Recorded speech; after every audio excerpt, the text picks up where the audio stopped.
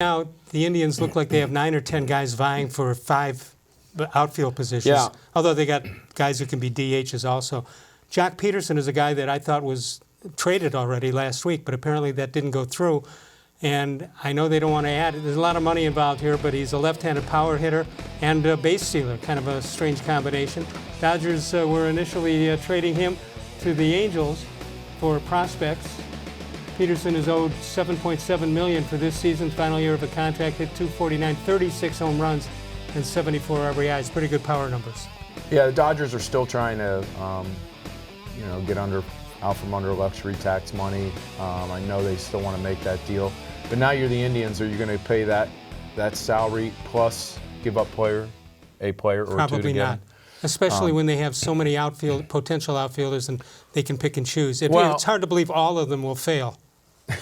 Yeah, I know. We've said that before. Just by numbers. You know, when we talked with Chernoff last week, and the question was, are you guys going to go after Puig?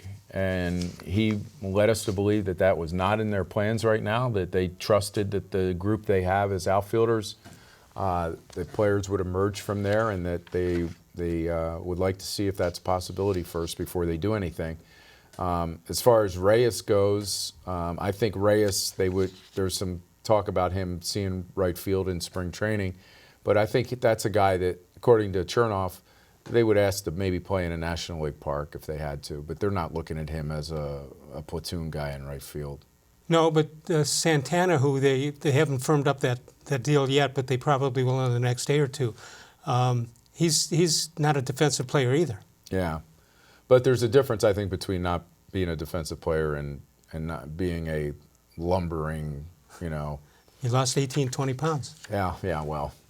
Who doesn't need to do that? Yeah, he needs to lose another 18 or 20, I think, before you would trust him out there.